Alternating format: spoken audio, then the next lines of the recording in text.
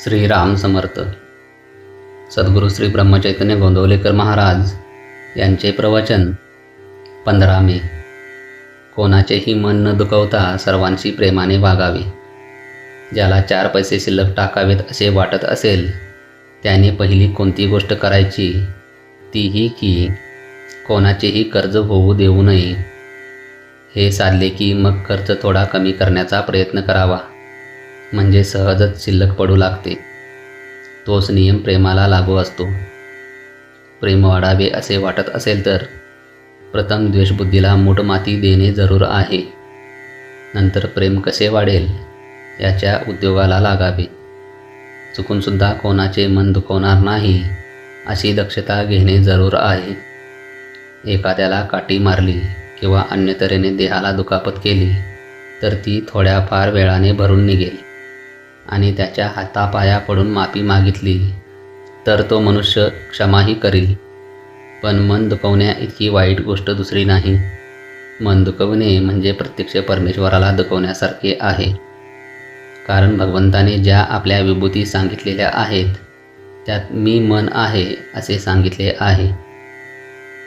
सत्याचे व्रत चांगले आहे हे खरे, पण सारासार विचार प्रत्येक ठिकाणी अवश्य लागतो. एखादा मनुष्य जर असे म्हणाला की मी एक सत्य तेवढेच जाणतो आणि सत्य बोलताना आई, बाप, माणसे, देव, गुरु वगैरे कोणालाच ओळखत नाही तर त्याला काय म्हणावे. एक सत्य पाळण्याच्या नावाखाली जर असल्या पूज्य विभूतींचे अवमान करण्याचे 10 गुन्हे होत असतील तर त्या सत्याला चांगले तरी कसे म्हणावे.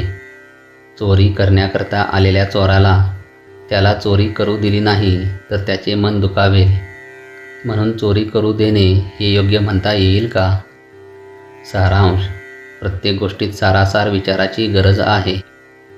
समजा एका बापाला 4 मुलगे आहेत.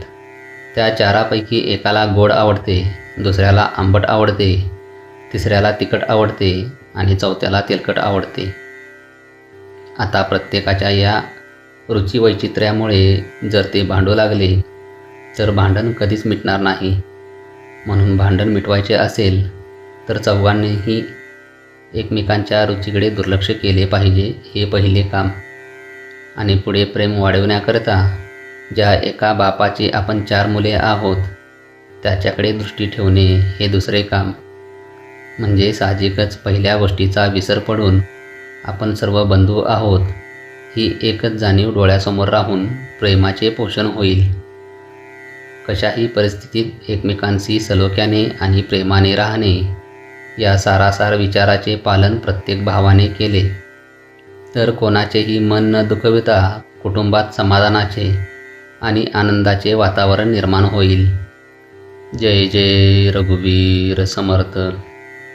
आजचे बोधवाक्य: साधकाच्या घरात इतके प्रेम असावे की ते सोडून जाणाऱ्याला पुन्हा त्या वातावरणात आपण केव्हा येऊन पडतो असे झाले पाहिजे. श्रीराम समर्थ.